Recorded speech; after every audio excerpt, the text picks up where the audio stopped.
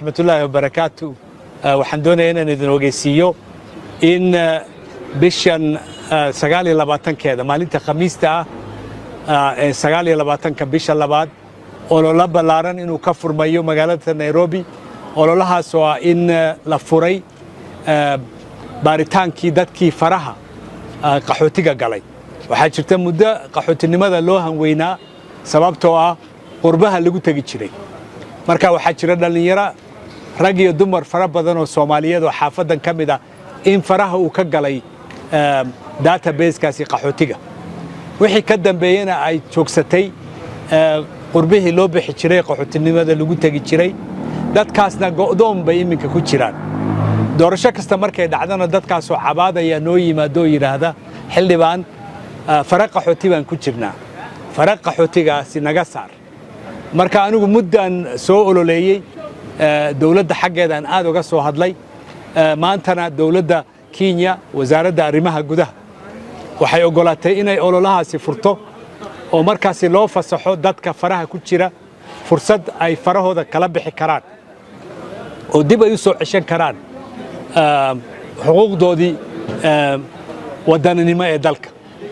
fursaddaasi waxay bilaabaysaa maalinta Khamiista bisha 29keeda. waxaad u baahan tahay inaad tagto xafiiska chiefka Kudo. Islii waxay leedahay chiefka Islii North, waxay leedahay chiefka Airbase, waxay leedahay chiefka California iyo Islii South. saddexda meeloodba waa tagi kartaa. fursaddan way ka furan tahay magaalada Nairobi oo dhan. Langata haddaad South Sea degan tahay chiefkaaga South Sea baad tegaysaa xafiiskiisa subaxda Khamiista.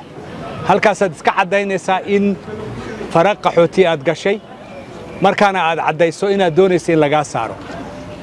ololahaas markuu bilaabmo baaritaan baa la samaynayaa muddo 2-3 toddobaad 4 toddobaad baa baaritaankaasi u soconaya.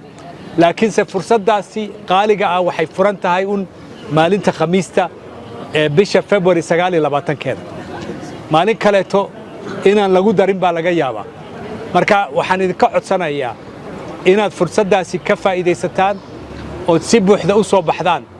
dadka faraha qaxootiga ku jira soo baxa u soo baxa xarumada shifafka ay joogaan ee deegaankaaga. halkaasaad iska cadaynaysaa. annagana goobjoog baan ka ahaanaynaa, kormeer baan samaynaynaa, hawsha sidaas u socoto waan la soconaynaa. laakiinse walaalayaalow fursaddaasi qaaliga ha gefina.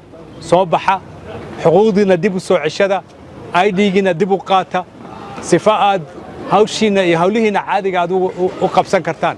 annagana hadda siyaasiyiin baan nahay waxaa noo dheer markaad ID-ga qaadato inaad codayn karto oo qofkaad jeceshahay aad u codayn karto. marka bilxsaanak soo baxa si buuxda u soo. haddii aad ku nooshahay magaalada Nairobi ma og tahay shirkadda Faras Taxi inay macaamiisheeda siiso qiimo dhimis aad u ballaaran. sidoo kale shirkadda Faras Taxi waxa ay ku soo celinaysaa 10% lacagtaada trip walba aad qaadato. lacagtaasi oo ah Faras Miles waxaad ka dhigan kartaa M-Pesa, kaarka ku hadalka ama internet. haddaba kala soo deg App Store-ka ama Play Store.